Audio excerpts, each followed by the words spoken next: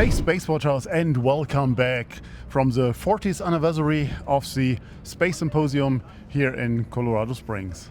And it is Monday, the day before the conference opens, and I have the chance to speak with Astroscale UK CEO Nick Schaff here. So Nick, how are you doing today? I'm very good, thank you, Torsten. Really enjoying being here in sunny Colorado. We've got amazing weather. Absolutely. It feels like we're in summer. Indeed, after a very snowy weekend. So let's talk about threats in space. I mean, that's unfortunate that we have to talk about it, but they're real. So what are the current threats that you in Astroscale observe? I think we're starting to see more and more militaries have some form of space force. You know, the US obviously with their large space force set up as a whole military arm. Yeah. We've seen more the same in France, in Germany, in the UK, Australia and others. So there's been over the last probably 4 or 5 years we've seen a move into that domain. Mm-hmm. And I think people are realizing that, you know, there are high value assets that they put in space, and those, like other domains like air, like land, like sea, like cyber, there needs protection for those objects and high value assets. So that's what we're seeing more and more. So different spacecraft that that allies use, for example, need some form of protect and defend, and that's... What are the key capabilities from your point of view you need to protect a spacecraft? I mean, of course you can arm it, you can harden it, but that's not the business you are in. No, I think what we offer is, you know, some of our current services and how we can support the militaries around the world. A good example is refueling, to make spacecraft more maneuverable in orbit, and our customer spacecraft to be able to live longer and to move more quickly around whatever they're doing. So that's one first thing. I think then you move into an area which you could call attribution, where you need to attribute a potential adversary what it might be doing in orbit and then prove that what was happening. So that requires some sensors on board spacecraft, and you might need to get fairly close to another object to do that.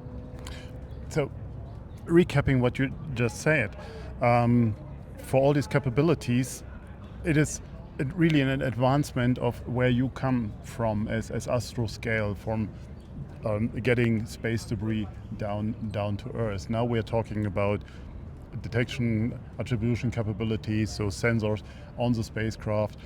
With that comes obviously a lot of intel that has to be processed. But maneuverability, you mentioned also as a key enabler, and it's a holy grail, I think, in space at the moment. What is your solution? I mean, how are you overcoming the laws of physics? I think two things there. So when we're enabling customer spacecraft for things like refueling, you know, that's obviously same as air-to-air refueling, for example, in militaries. You can think of it that way, to enable the lifetime maneuverability of spacecraft to continue.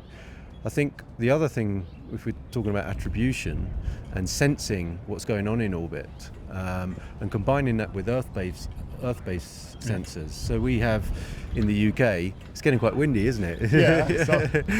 Yeah. We have in the UK a capability called space domain awareness, and there's a lot of effort and focus being put on that by the UK MOD and the UK Space Command in particular. So that requires both ground-based sensors, and there's been investments in that recently, but also in orbit sensors, and we focus on providing the platforms for organisations like UK Space Command to potentially go into orbit and sense what's going on, so that they can protect their own assets.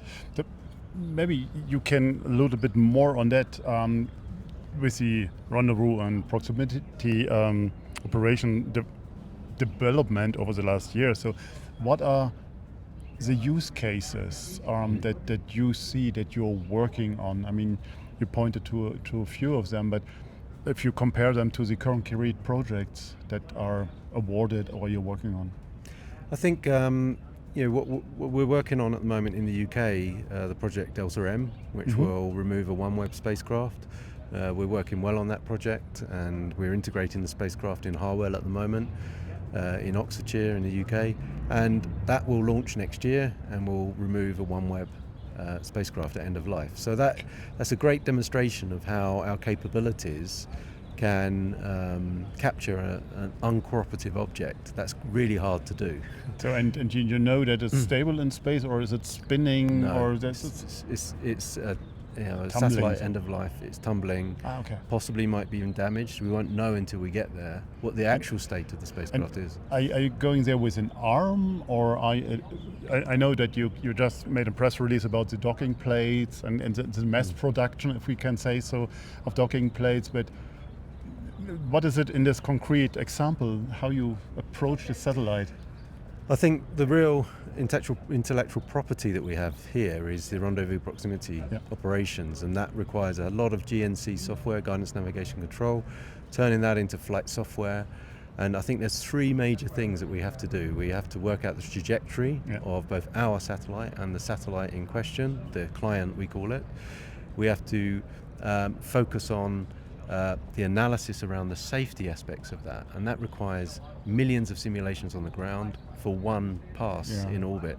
So those different things all come together, and that's what's really hard about what we're doing. So to prove that with ELSA M will be great, and then we want to take that onto other missions, and that's where we hope to also support some other organisations like UK Space Command with what they need. Okay.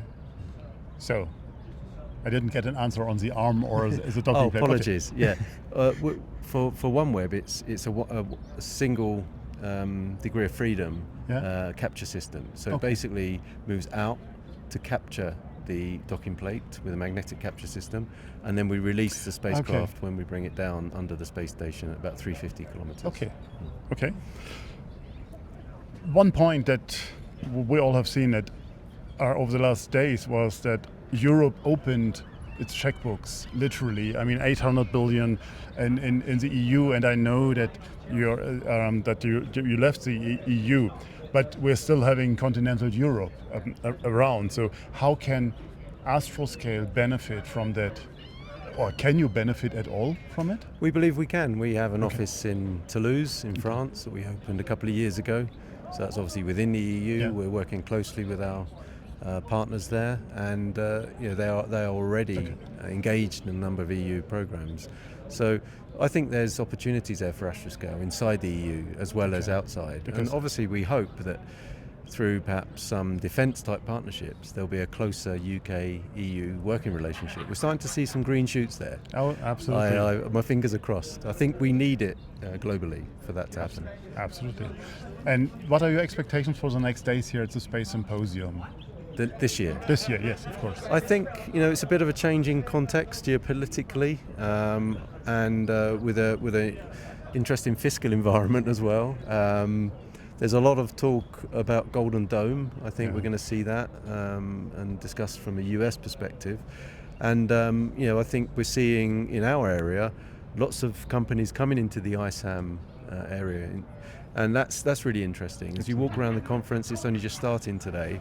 You can see big screens with lots of robotic arms in orbit and different aspects going on, and refueling and refurbishment as well. That's something we're working on, is how to refurbish spacecraft going forward. So it's really exciting, actually. I'm really pleased to be here. It's one of my favourite conferences of the year. Looking forward to the next few days.